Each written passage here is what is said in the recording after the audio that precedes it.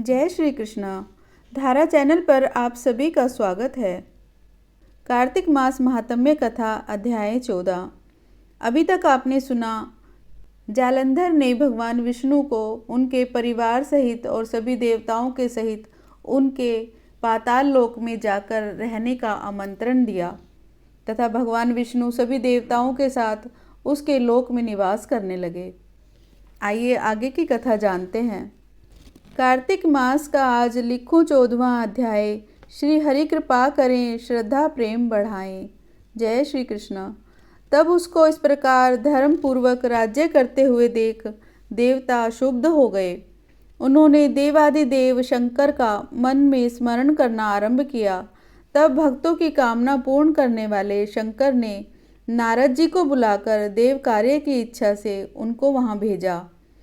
शंभु भक्त नारद शिव की आज्ञा से देवपुरी में गए।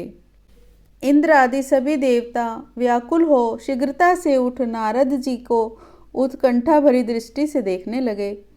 अपने सब दुखों को कहकर उन्हें नष्ट करने की प्रार्थना की। तब नारद जी ने कहा, मैं सब कुछ जानता हूँ, इसलिए अब मैं दैत्यराज जालंधर के पास जा रहा हूँ। ऐसा कह नारद जी देवताओं को आश्वासित कर जालंधर की सभा में गए।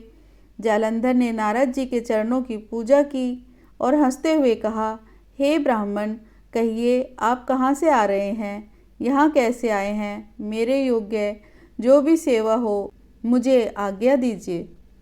नारद जी प्रसन्न होकर बोले, हे महाबुद्धिमान जालंधर, तुम धन्य हो। मैं स्वेच्छा से कैलाश पर्वत पर गया था, जहाँ 10,000 योजनों में कल्प वृक्ष का वन है। वहाँ मैंने सैकड़ों कामधेनुओं को विचरते हुए देखा तथा यह भी देखा कि वह चिंतामणि से प्रकाशित परम दिव्य अद्भुत और सब कुछ वहाँ सुवर्णमय है। मैंने वहाँ पार्वती के साथ स्थित शंकर जी को भी देखा, जो सर्वांग सुंदर गौरवर्ण त्रिनेत्र और मस्तक पर चंद्रमा धारण किए हुए हैं। उन्हें देखकर मुझे बड़ा आश्चर्य हुआ कि इनके समान समृद्धिशाली त्रिलोकी में कोई है या नहीं। उसी समय मुझे तुम्हारी समृद्धि का स्मरण हो आया और उसे देखने की इच्छा से ही मैं तुम्हारे पास चला आया हूँ। यह सुनकर जालंधर को बड़ा हर्ष हुआ। उसने नारद जी को अपनी सब समृद्धि दिखला दी। उसे देख नारद जी ने जालंधर की बड़ी प्रशंसा की और कहा कि निश्चय ही तुम त्रिलोकपति होने के योग्य थे। ब्रह्मा जी का हंसयुक्त विमान तुम ले आए हो और द्युलोक, पाताल और पृथ्वी पर जितने भी रतन आदि हैं सब तुम्हारे ही तो हैं। ऐरावत, उच्च श्रवा घोड़ा, कल्प वृक्ष और कुबेर की निधि भी तुम्हारे पास है। मणियों और रत्नों के ढेर भी तुम्हारे पास लगे हुए हैं। इससे मैं बड़ा प्रसन्न हूँ, परंतु तुम्हारे पास कोई स्त्री रतन नहीं है। इसके बिना तुम्हारा यह सब फीका है। तुम किसी स्त्री रतन को ग्रहण करो। नारद जी के ऐसे वचन सुनकर दैत्यराज काम से व्याकुल हो गया। उसने नारद जी को प्रणाम कर पूछा कि ऐसी स्त्री कहाँ मिलेगी जो सब रत्नों में श्रेष्ठ हो। नारद जी ने कहा, ऐसा रतन तो कैलाश पर्वत में योगी शंकर के ही पास है। उनकी सर्वांग सुंदरी पत्नी देवी पार्वती बहुत ही मनोहर है। उसके समान सुंदरी मैं किसी को नहीं देखता। उनके उस रतन की उपमा तीनों लोकों में कहीं नहीं है। देव ऋषि उस दैत्य से ऐसा कहकर देव कार्य करने की इच्छा से आकाश मार्ग से चले गए। इस प्रकार यह अध्याय यहीं समाप्त हुआ। ओम श्री कृष्णाय नमः। श्री कृष्ण के प्रिय मधुराष्टकम में श्री कृष्ण के बाल रूप की मधुरता से माधुरतम रूप का वर्णन किया गया है। श्री कृष्ण के प्रत्येक अंग, गतिविधि और क्रियाकलाप सभी मधुर हैं और उनके संयोग से अन्य सजीव और निर्जीव वस्तुएं भी मधुरता को प्राप्त कर लेती हैं। प्रभु के परम प्रिय भक्त महाप्रभु श्री वल्लभाचार्य जी को मधुराष्टकम रचना के लिए शत शत कोटि कोटि नमन है। अधरम मधुरम वदनम मधुरम नयनम मधुरम हसितम मधुरम हृदयं मधुरं गमनं मधुरं मधुराधिपतिरखिलं मधुरं वचनं मधुरं चरितं मधुरं वसनं मधुरं वलितं मधुरं चलितं मधुरं भ्रमितं मधुरं मधुराधिपतेरखिलं मधुरं वेणुर्मधुरो रेणुर्मधुरा पाणिर्मधुरः पादो मधुरौ नृत्यं मधुरं सख्यं मधुरं मधुराधिपतेरखिलं मधुरं गीतं मधुरं पीतं मधुरं भुक्तं मधुरं सुप्तं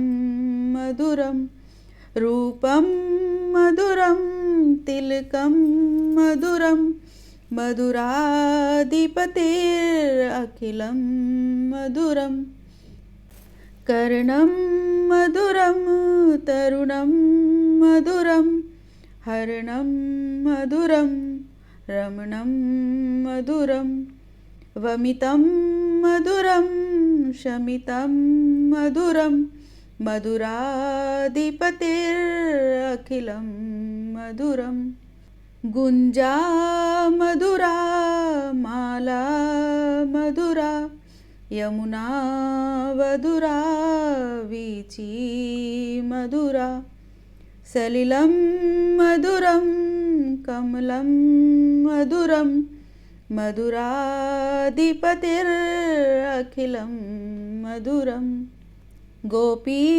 मधुरा लीला मधुरा युक्तं मधुरं मुक्तं मधुरं दृष्टं मधुरं सृष्टं मधुरं मधुराधिपतेरखिलं मधुरं गोपा मधुरा गावो मधुरा यष्टिर्मधुरा सृष्टिर्मधुरा दलितं मधुरं फलितं मधुरं मधुराधिपतेरखिलं मधुरम्। ओम श्री कृष्णाय नमः। कार्तिक माह में सुनी जाने वाली बृहस्पतिवार की कथा। आइए सुनते हैं बृहस्पतिवार व्रत की कथा। भारतवर्ष में एक प्रतापी और दानी राजा राज्य करता था। वह नित्य गरीबों और ब्राह्मणों की सहायता करता था। यह बात उसकी रानी को अच्छी नहीं लगती थी। वह ना ही गरीबों को दान देती, न ही भगवान का पूजन करती थी और राजा को भी दान देने से मना किया करती थी। एक दिन राजा शिकार खेलने वन को गए तो रानी महल में अकेली थी। उसी समय बृहस्पति देव साधु वेश में राजा के महल में भिक्षा के लिए गए और भिक्षा मांगी। रानी ने भिक्षा देने से इनकार किया और कहा, हे साधु महाराज, मैं तो दान पुण्य से तंग आ गई हूँ। मेरा पति सारा धन लुटाते रहते हैं। मेरी इच्छा है कि हमारा सारा धन नष्ट हो जाए, फिर ना रहेगा बांस, ना बजेगी बांसुरी। साधु ने कहा, देवी तुम तो बड़ी विचित्र हो। धन संतान तो सभी चाहते हैं, पुत्र और लक्ष्मी तो पापी के घर में भी होने चाहिए। यदि तुम्हारे पास अधिक धन है तो भूखों को भोजन दो, प्यासों के लिए प्याऊ बनवाओ, मुसाफिरों के लिए धर्मशालाएं खुलवाओ, जो निर्धन एवं कुंवारी कन्याएं हैं उनका विवाह कराओ। ऐसे और कई काम हैं जिनके करने से तुम्हारा यश लोक परलोक में फैलेगा। परंतु रानी पर उपदेश का कोई प्रभाव नहीं पड़ा। वह बोली, महाराज आप मुझे कुछ ना समझाइए। मैं ऐसा धन नहीं चाहती जो हर जगह बांटती फिरूं। साधु ने उत्तर दिया, यदि तुम्हारी ऐसी इच्छा है तो तथास्तु। तुम ऐसा करना कि बृहस्पतिवार को घर लीपकर पीली मिट्टी से अपना सिर धोकर स्नान करना, भट्टी चढ़ाकर कपड़े धोना। ऐसे करने से आपका सारा धन नष्ट हो जाएगा। इतना कहकर वह साधु महाराज वहाँ से अंतर्ध्यान हो गए। साधु के अनुसार कई बातों को पूरा करते हुए रानी को केवल 3 बृहस्पतिवार ही बीते थे कि उसकी समस्त धन संपत्ति नष्ट हो गई। भोजन के लिए राजा का परिवार तरसने लगा। तब एक दिन राजा ने रानी से बोला कि हे रानी, तुम यहीं रहो, मैं दूसरे देश को जाता हूँ, क्योंकि यहाँ पर सभी लोग मुझे जानते हैं, इसलिए मैं कोई छोटा कार्य नहीं कर सकता। ऐसा कहकर राजा परदेश चला गया। वहाँ वह जंगल से लकड़ी काट कर लाता और शहर में बेचता। इस तरह वह अपना जीवन व्यतीत करने लगा। इधर राजा के परदेश जाते ही रानी और दासी दुखी रहने लगी। एक बार जब रानी और दासी को 7 दिन तक बिना भोजन के रहना पड़ा, तो रानी ने अपनी दासी से कहा, हे दासी, पास ही के नगर में मेरी बहन रहती है, वह बड़ी धनवान है, तू उसके पास जा और उससे कुछ ले आ, ताकि थोड़ी बहुत गुजर बसर हो जाए। दासी रानी की बहन के पास गई। उस दिन गुरुवार था और रानी की बहन उस समय बृहस्पतिवार व्रत की कथा सुन रही थी। दासी ने रानी की बहन को अपनी रानी का संदेश दिया, लेकिन रानी की बड़ी बहन ने कोई उत्तर नहीं दिया। जब दासी को रानी की बहन से कोई उत्तर नहीं मिला, तो वह बहुत दुखी हुई और उसे क्रोध भी आया। दासी ने वापस आकर रानी को सारी बातें बता दी। सुनकर रानी ने अपने भाग्य को कोसा। उधर रानी की बहन ने सोचा कि मेरी बहन की दासी आई थी, परंतु उससे मैंने कोई बात नहीं की, इससे वह बहुत दुखी हुई होगी। कथा सुनकर और पूजन समाप्त करके वह अपने बहन के घर आई। कथा सुनकर और पूजन समाप्त करके वह अपनी बहन के घर गई और कहने लगी, हे बहन, मैं बृहस्पतिवार का व्रत कर रही थी, तुम्हारी दासी मेरे घर आई थी, परंतु जब तक कथा होती है तब तक ना तो उठते हैं और ना ही बोलते हैं, इसलिए मैं नहीं बोली। कहो दासी, क्यों गई थी? रानी बोली, बहन, तुमसे क्या छिपाऊं, हमारे घर में खाने तक का अनाज नहीं था। ऐसा कहते कहते रानी की आंखें भर आई। उसने दासी समेत पिछले 7 दिनों से भूखे रहने तक की बात अपनी बहन को विस्तार पूर्वक सुना दी। रानी की बहन बोली, देखो बहन, भगवान बृहस्पति देव सबकी मनोकामना को पूर्ण करते हैं। देखो, शायद तुम्हारे घर में अनाज रखा हो। पहले तो रानी को विश्वास नहीं हुआ, पर बहन के आग्रह करने पर उसने अपने दासी को अंदर भेजा, तो उसे सचमुच अनाज से भरा एक घड़ा मिल गया। यह देखकर दासी को बड़ी हैरानी हुई। दासी रानी से कहने लगी, हे रानी, जब हमको भोजन नहीं मिलता तो हम व्रत ही तो करते हैं, इसलिए क्यों ना इनसे व्रत और कथा की विधि पूछ ली जाए, ताकि हम भी व्रत कर सके। तब रानी ने अपनी बहन से बृहस्पतिवार के व्रत के बारे में पूछा। उसकी बहन ने बताया, बृहस्पतिवार के व्रत में चने की दाल और मुनक्का से विष्णु भगवान का केले की जड़ में पूजन करें तथा दीपक जलाएं, व्रत की कथा सुने और पीला भोजन ही खाएं। इससे बृहस्पति देव प्रसन्न होते हैं। व्रत और पूजन की विधि बताकर रानी की बहन अपने घर को लौट गई। 7 दिन के बाद जब गुरुवार आया तो रानी और दासी ने व्रत रखा। घुड़साल में जाकर चना और गुड़ लेकर आई, फिर उससे केले की जड़ तथा विष्णु भगवान का पूजन किया। अब पीला भोजन कहाँ से आए, इस बात को लेकर दोनों बहुत दुखी थी, क्योंकि उन्होंने व्रत रखा था, इसीलिए बृहस्पति देव उनसे प्रसन्न थे। इसलिए वे एक साधारण व्यक्ति का रूप धारण कर 2 थालों में सुंदर पीला भोजन दासी को दे गए। भोजन पाकर दासी प्रसन्न हुई, फिर रानी के साथ मिलकर भोजन ग्रहण किया। उसके बाद वे सभी गुरुवार का व्रत और पूजन करने लगी। बृहस्पति भगवान की कृपा से उनके पास फिर से धन संपत्ति आ गई, परंतु रानी फिर से पहले की तरह आलस्य करने लगी। तब दासी बोली, देखो रानी, तुम पहले भी इसी प्रकार आलस्य करती थी, तुम्हें धन रखने में कष्ट होता था, इसी कारण सभी धन नष्ट हो गया, और अब जब भगवान बृहस्पति की कृपा से धन मिला है तो तुम्हें फिर से आलस्य हो रहा है। रानी को समझाते हुए दासी कहती है कि बड़ी मुसीबतों के बाद हमने यह धन पाया है, इसलिए हमें दान पुण्य भी करना चाहिए, भूखे मनुष्यों को भोजन कराना चाहिए और धन को शुभ कार्यों में खर्च करना चाहिए, जिससे तुम्हारे कुल का यश बढ़ेगा, स्वर्ग की प्राप्ति होगी और फिर से तुम्हारे पितृ प्रसन्न होंगे। दासी की बात मानकर रानी अपना धन शुभ कार्यों में खर्च करने लगी, जिससे पूरे नगर में उसका यश फैलने लगा। एक दिन राजा दुखी होकर जंगल में एक पेड़ के नीचे आसन जमाकर बैठ गया। वह अपनी दशा को याद करके व्याकुल होने लगा। बृहस्पतिवार का दिन था। एकाएक उसने देखा कि निर्जन वन में एक साधु प्रकट हुए। वह साधु वेश में स्वयं बृहस्पति देवता थे। लक्कड़हारे के सामने आकर बोले, हे लक्कड़हारे, इस सुनसान जंगल में तू चिंतामग्न क्यों बैठा है?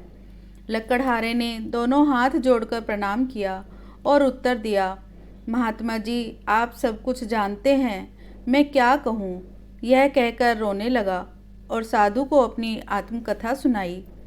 महात्मा जी ने कहा, तुम्हारी स्त्री ने बृहस्पति के दिन बृहस्पति भगवान का निरादर किया है, जिसके कारण रुष्ट होकर उन्होंने तुम्हारी यह दशा कर दी।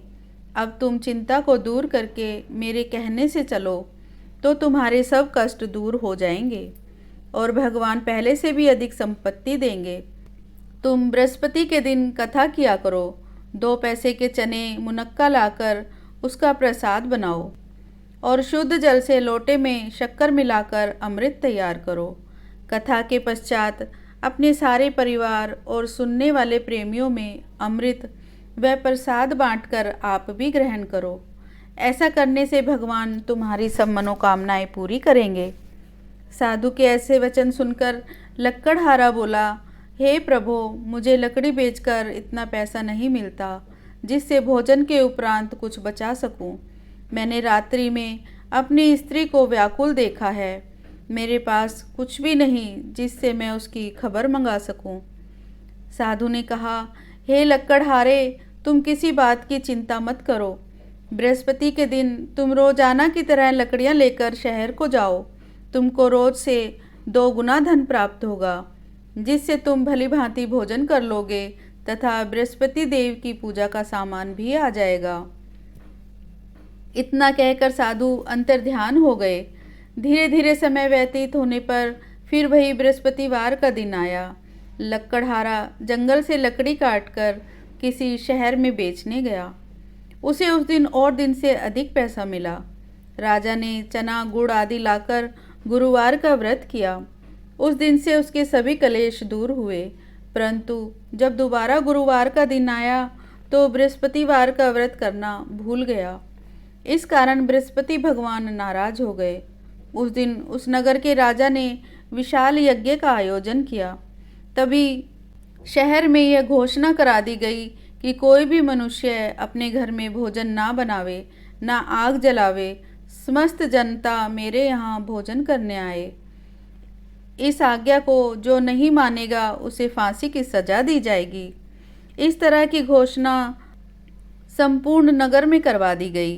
राजा की आज्ञा के अनुसार शहर के सभी लोग भोजन करने गए, लेकिन लक्कड़हारा कुछ देर से पहुंचा। इसलिए राजा उसको अपने साथ घर लिवा ले गए और ले जाकर भोजन करा रहे थे तो रानी की दृष्टि उस खूंटी पर पड़ी जिस पर उसका हार लटका हुआ था।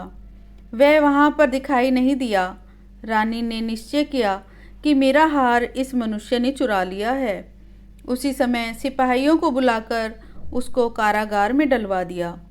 जब लक्कड़हारा कारागार में पड़ गया और बहुत दुखी होकर विचार करने लगा कि ना जाने कौन से पूर्व जन्म के कर्म से मुझे यह दुख प्राप्त हुआ है, तो उसी साधु को याद करने लगा जो कि जंगल में मिला था। उसी समय तत्काल बृहस्पति देव साधु के रूप में प्रकट हुए और उसकी दशा को देखकर कहने लगे, अरे मूर्ख, तूने बृहस्पति देव की कथा नहीं करी, इस कारण तुझे दुख प्राप्त हुआ। अब चिंता मत कर। बृहस्पतिवार के दिन कारागार के दरवाजे पर 4 पैसे पड़े मिलेंगे। उनसे तू बृहस्पति देव की पूजा करना, तेरे सभी कष्ट दूर हो जाएंगे।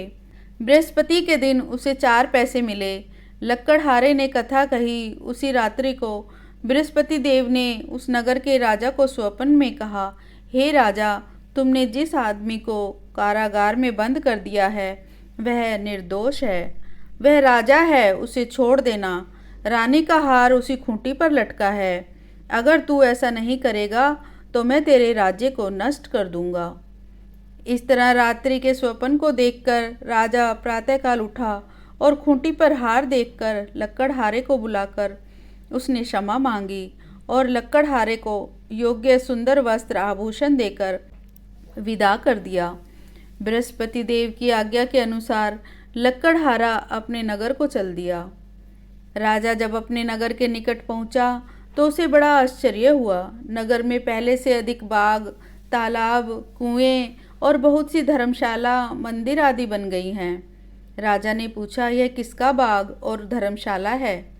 तब नगर के सब लोग कहने लगे, यह सब रानी और बांदी के हैं। तो राजा को आश्चर्य हुआ और गुस्सा भी आया। जब रानी ने यह खबर सुनी कि राजा आ रहे हैं तो उन्होंने बांदी से कहा कि हे दासी, देख राजा हमको कितनी बुरी हालत में छोड़ गए थे। हमारी ऐसी हालत देखकर वह लौट न जाएं, इसलिए तू दरवाजे पर खड़ी हो जा। आज्ञा के अनुसार दासी दरवाजे पर खड़ी हो गई। राजा आए, उन्हें अपने साथ लिवा लाई। तब राजा ने क्रोध करके अपनी रानी से पूछा कि यह धन तुम्हें कैसे प्राप्त हुआ? तब उन्होंने कहा, हमें यह सब धन बृहस्पति देव के इस व्रत के प्रभाव से प्राप्त हुआ है। राजा ने निश्चय किया कि 7 रोज बाद भी सभी बृहस्पति देव का पूजन करते हैं, परंतु मैं प्रतिदिन दिन में 3 बार कहानी तथा रोज व्रत किया करूँगा। अब हर समय राजा के दुपट्टे में चने की दाल बंधी रहती तथा दिन में 3 बार कहानी कहा करता। एक रोज राजा ने विचार किया कि चलो अपनी बहन के यहाँ हो आए। इस तरह निश्चय कर राजा घोड़े पर सवार हो अपनी बहन के यहाँ को जाने लगा। मार्ग में उसने देखा कि कुछ आदमी एक मुर्दे को लिए जा रहे हैं। उन्हें रोककर राजा कहने लगा, अरे भाइयों, मेरी बृहस्पति देव की कथा सुन लो। वे बोले, लो हमारा तो आदमी मर गया, इसको अपनी कथा की पड़ी है। परंतु कुछ आदमी बोले, अच्छा कहो, हम तुम्हारी कथा भी सुनेंगे। राजा ने दाल निकाली और जब कथा आधी हुई थी कि मुर्दा हिलने लग गया, और जब कथा समाप्त हुई तो राम राम करके मनुष्य उठकर खड़ा हो गया। आगे मार्ग में उसे एक किसान खेत में हल चलाता मिला। राजा ने उसे देखा और उससे बोला, अरे भैया, तुम मेरे बृहस्पतिवार की कथा सुन लो। किसान बोला, जब तक मैं तेरी कथा सुनूंगा तब तक 4 हरैया जोत लूँगा। जा अपनी कथा किसी और को सुनाना। इस तरह राजा आगे चलने लगा। राजा के हटते ही बैल पछाड़ खाकर गिर गए तथा किसान के पेट में बड़ी जोर का दर्द होने लगा। उस समय उसकी माँ रोटी लेकर आई। जब उसने यह देखा तो अपने पुत्र से सब हाल पूछा और बेटे ने सभी हाल कह दिया। तो बुढ़िया माँ दौड़ी दौड़ी उस घुड़सवार के पास गई और उससे बोली कि मैं तेरी कथा सुनूंगी, तू अपनी कथा मेरे खेत पर चलकर ही कहना। राजा ने बुढ़िया के खेत पर जाकर कथा कही, जिसके सुनते ही वह बैल उठ खड़े हुए तथा किसान के पेट का दर्द भी बंद हो गया। राजा अपनी बहन के घर पहुंचा। बहन ने भाई की खूब मेहमानी की। दूसरे रोज प्रातःकाल राजा जगा तो वह देखने लगा कि सब लोग भोजन कर रहे हैं। राजा ने अपनी बहन से कहा, ऐसा कोई मनुष्य नहीं है जिसने भोजन नहीं किया हो। मेरी बृहस्पतिवार की कथा सुन लो। बहन बोली, हे भैया, यह देश ऐसा ही है कि पहले यहाँ लोग भोजन करते हैं, बाद में अन्य काम करते हैं। अगर कोई पड़ोस में हो तो देख आऊं। वह ऐसा कहकर देखने चली गई, परंतु उसे कोई ऐसा व्यक्ति नहीं मिला जिसने भोजन न किया हो। अतः एक कुम्हार के घर गई जिसका लड़का बीमार था। उसे मालूम हुआ कि उनके यहाँ 3 रोज से किसी ने भोजन नहीं किया है। रानी ने अपने भाई की कथा सुनने के लिए कुम्हार से कहा। वह तैयार हो गया। राजा ने जाकर बृहस्पतिवार की कथा कही, जिसको सुनकर उसका लड़का ठीक हो गया। अब तो राजा की सब जगह प्रशंसा होने लगी। एक रोज राजा ने अपनी बहन से कहा, हे बहन, अब हम अपने घर को जाएंगे, तुम भी तैयार हो जाओ। राजा की बहन ने अपनी सास से कहा। सास ने कहा, हाँ चली जा, परंतु अपने लड़कों को मत ले जाना, क्योंकि तेरे भाई के कोई औलाद नहीं है। बहन ने अपने भैया से कहा, हे भैया, मैं तो चलूँगी पर कोई बालक नहीं जाएगा। राजा बोला, जब कोई बालक नहीं चलेगा तब तुम ही क्या करोगी। बड़े दुखी मन से राजा अपने नगर को लौट आया। राजा ने अपनी रानी से कहा, हम निर्वंशी हैं, हमारा मुंह देखने का धर्म नहीं है, और उदास होकर कुछ भोजन आदि भी नहीं किया।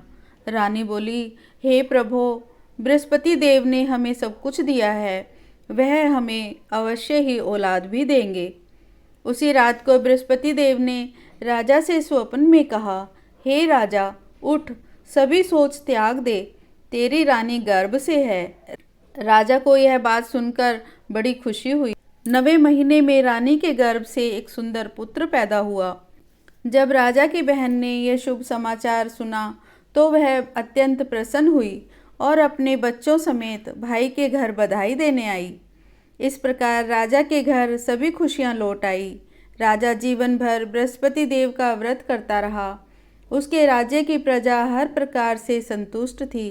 राज्य में कभी भी अकाल, महामारी आदि विपत्तियों का प्रकोप नहीं आया। मृत्यु के पश्चात राजा और रानी दोनों ने स्वर्ग में स्थान प्राप्त किया। बृहस्पति देव सभी भक्तों की मनोकामनाएं पूर्ण करते हैं। ऐसा विश्वास रखकर व्रत करने वाले कभी निराश नहीं होते। प्रेम एवं भक्ति से जो भी मनुष्य बृहस्पतिवार का व्रत करता है, उसकी सभी कामनाएं पूरी होती हैं। बृहस्पति देव की कथा सुनने, कहने तथा दूसरों को सुनाने का पुण्य बहुत बड़ा है। कथा सुनकर प्रसाद बांटना चाहिए तथा स्वयं भी प्रसाद ग्रहण करना चाहिए। इस प्रकार भगवान बृहस्पति देव प्रसन्न होकर अपने भक्तों के सभी दुख दूर कर देते हैं। ओम ब्रह्म बृहस्पते नमः। बृहस्पतिवार का व्रत सभी व्रतों में सर्वश्रेष्ठ और शीघ्र फलदायी माना जाता है। मन, कर्म और वचन से शुद्ध होकर व्रत करने वाला प्राणी संसार के सभी सुखों को भोगकर अंत में वैकुंठ को जाता है। यदि कोई मनोकामना हो तो सच्चे मन से बृहस्पति देव से प्रार्थना करनी चाहिए। इस व्रत के करने से व्यक्ति को धन, पुत्र आदि सांसारिक सुख, सभी तरह के सुख सहज प्राप्त हो जाते हैं। बृहस्पतिवार व्रत की विधि इस प्रकार है। बृहस्पतिवार के व्रत में केले के पेड़ की पूजा की जाती है। बृहस्पतिवार के दिन केवल एक समय ही भोजन करना उचित है। पीला भोजन बृहस्पति देव को अत्यंत प्रिय है। चने की दाल, केले का फल तथा अन्य पीला फल इस व्रत में अत्यंत उत्तम भोजन माना जाता है। नमक ना खाएं तथा पीला वस्त्र धारण करें। पीले चंदन से पूजन करें एवं व्रत के दिन मन में बृहस्पति महाराज का ध्यान करें। आइए बृहस्पति देव की आरती करते हैं। जय बृहस्पति देवा, ओम जय बृहस्पति देवा, छिन्न छिन्न भोग लगाऊं कदली फल मेवा। ओम जय बृहस्पति देवा, तुम पूर्ण परमात्मा, तुम अंतर्यामी, जगत पिता जगदीश्वर, तुम सबके स्वामी। ओम जय बृहस्पति देवा, चरणामृत निज निर्मल, सब पातक हरता, सकल मनोरथ दायक, कृपा करो भरता। ओम जय बृहस्पति देवा, तन मन धन अर्पण कर, जो जन शरण पड़े, स्वामी जो जन शरण पड़े, प्रभु प्रकट तब होकर आकर द्वार खड़े। ओम जय बृहस्पति देवा, दीन दयाल दयानिधि, भक्तन हितकारी, दीन दयाल दयानिधि, भक्तन हितकारी, पाप दोष सब हरता, भव बंधन हारी। ओम जय बृहस्पति देवा, सकल मनोरथ दायक, सब संशय हरो, स्वामी सब संशय हरो, विषय विकार मिटाओ, संतन सुखकारी। ओम जय बृहस्पति देवा, जो कोई आरती तेरी प्रेम सहित गावे, स्वामी प्रेम सहित गावे, जेठानंद आनंद कर सो निश्चय पावे। ओम जय बृहस्पति देवा। सब बोलो विष्णु भगवान की जय। बोलो बृहस्पति देव भगवान की जय।